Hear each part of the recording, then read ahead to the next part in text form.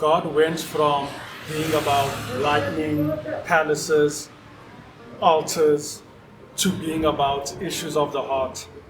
At one time, God used to be, or people, certain people, for example, Zulu, Xhosa. In this case, the Israelites used to be the people of God.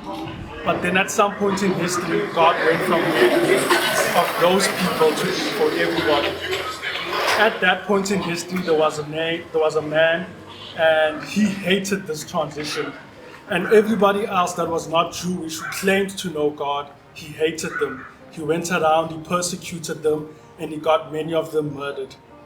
One day, as he was doing all of this for the sake of his God, riding down the road on his horse, he had an encounter with God. And when he had that encounter, he saw God as though he saw him in a bright light. And at that instant, he truly knew who God was. Not God of the people, of the thunder, of the palace, but the God that's in the heart. And that man went from a murderous, Christian-hating man to the man we know today as Paul, and one of the greatest disciples of Jesus who wrote most of the New Testament. Then there's another man of more modern times, a young man. This man, he got married around the age of 19, 20. He had his own business. He was doing well for himself. But then one day he thought about death. He thought about how life felt pointless. He thought about the thought of losing his wife, of losing his kids, of losing his business. Then he decided to read the words of Jesus.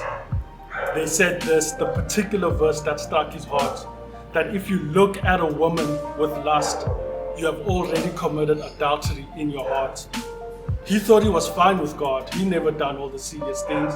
But when he read Jesus say those words, it struck him in the heart.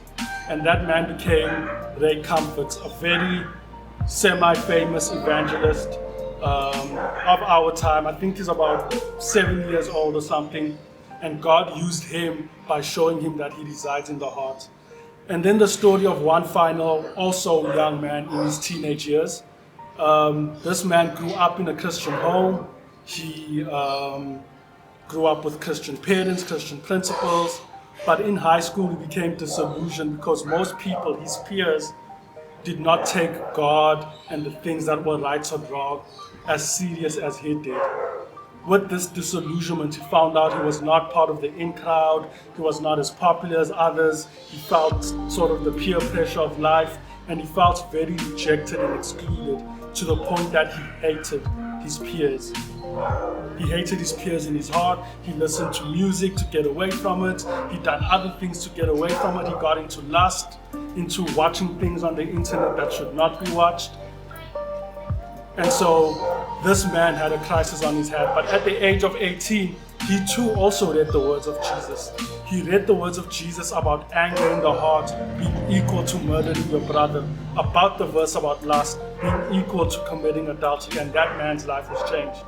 That man is the one speaking to you right now. And so I'm nowhere near on the level of the two previous I mentioned, but I hope to show you that God works in all generations. He worked 2,000 years ago in Paul. He worked a few generations ago with the man I mentioned, Ray Comfort, and he still works today. He worked on me, and he showed me that his son did indeed come for my sake. When I read the words of Jesus in Matthew, I was astonished at how much authority he taught in and how right he was about people's hearts, and especially about my own heart. From that day on, I forgave the people that I was angry at. I became like God's child, turning away from sin, overcoming all, because with God, everything is possible. And I just want to relate that to all of you that are watching here, and youth, any person that happened to click on this video. God works on the heart, and as long as you're living, He can work on you too.